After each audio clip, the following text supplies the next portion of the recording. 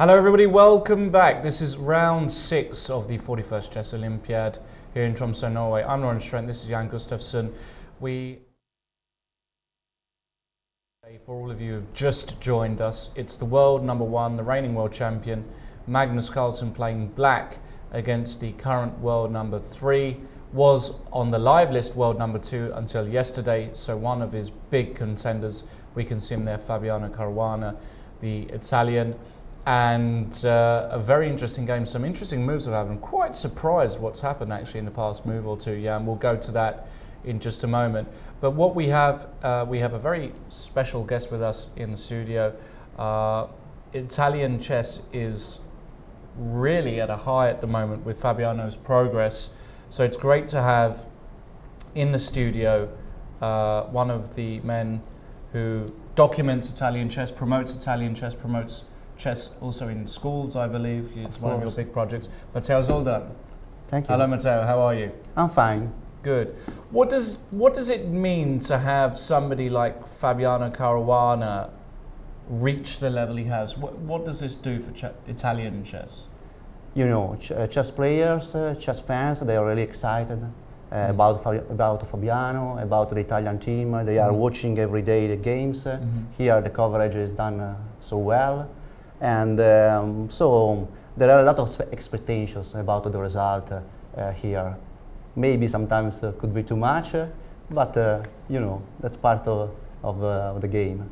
What are the expectations for the Italian team? I mean, they're not realistically looking for a medal, are they? Or I don't think so. I think that the main expectation is to improve their previous result. So I guess that in Istanbul they were in the best 20. Top 20, yes. Yeah. So to do something similar or even a little better. Okay, interesting. And Fabiano Caruana, as we know, originally from the United States, grew up there, moved to Europe a while back and has been representing Italy. Is it an issue with the Italians that he's originally from America, or do you feel he's an Italian? Is that storyline? It's more than okay. You know, Italian people, they like in general people coming from abroad, and they feel Fabiano as part of Italian country, but at the same time they understand he's coming from US in the past, and this is something that makes him even more interesting. Right. Let's have a look at his position. We've seen quite some moves. We've last saw it here after queen b3, and we foolishly said he's not going to take on b3, improving white's structure, but he did just that. Magnus Carlsen did take on b3, a takes b3, bishop to d6, c4, a6, and bishop e3. We have an ending with white having the 2 bishops. Matteo, what do you think? Tough question. Yeah, you know, 2 bishops are surely something that you can work on to improve your position, but it's also typical of Scandinavian defense to give white this this point. Then you know you are surely better than me as players, so no, we just talk. We don't really think about the positions. No, I think white is comfortable. He has some space in the center. He has the 2 bishops.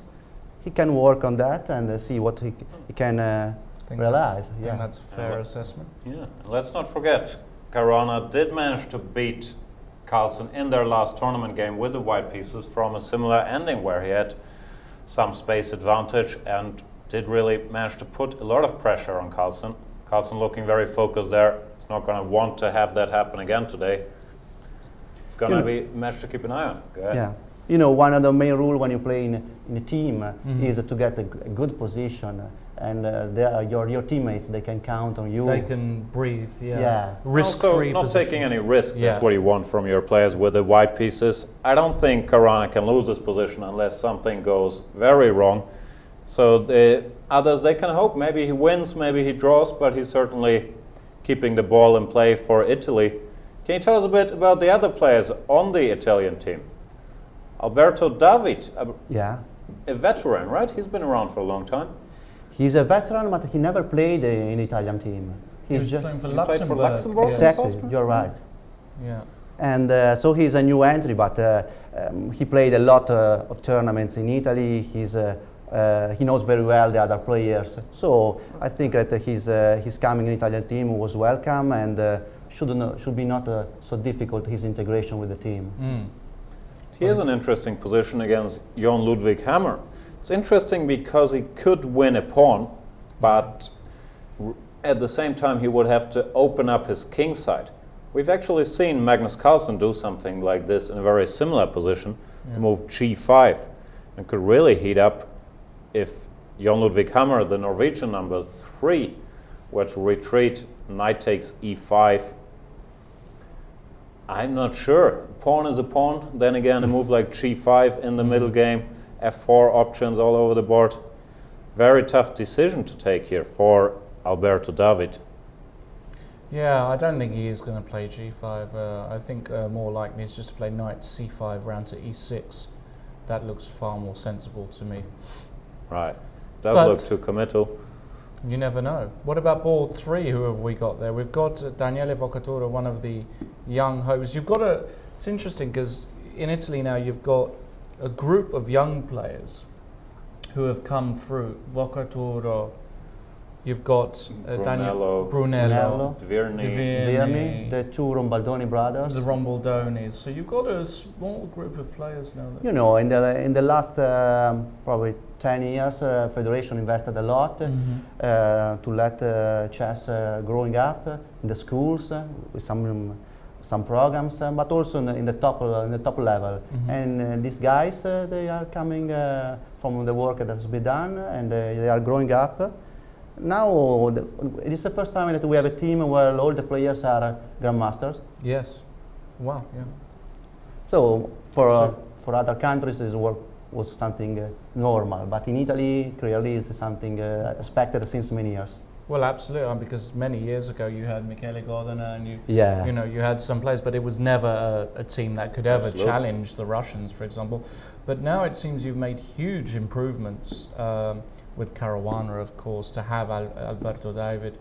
You know, who knows in a few years, maybe if these guys get really good, you can start thinking about... Yeah. And players like Michele, they helped a lot the young players to grow up. So we are a little concerned that they are just 5 boards, because we would like to get Michele even in this occasion with the team.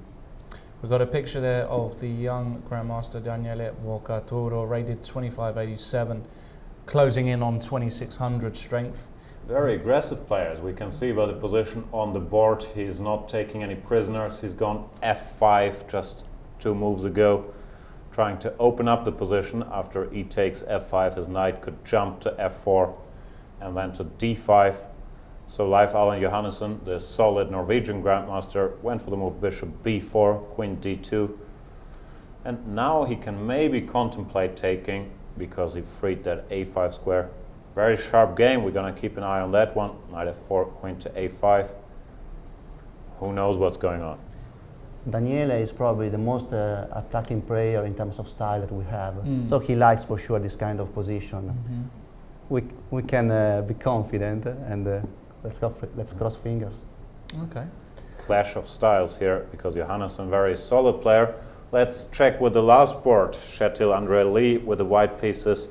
Struggled early in the tournament for Norway, but found his stride by now. Yeah. Made a very solid draw, I believe, against whom was it? One very strong player.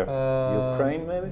It was against, bear with me for 1 second while I try and recall. I've got the position, his bishop's on b7. Yeah, and it was, I think it was against Bartel. Ah, right, against Poland. Against Poland, right. Yeah.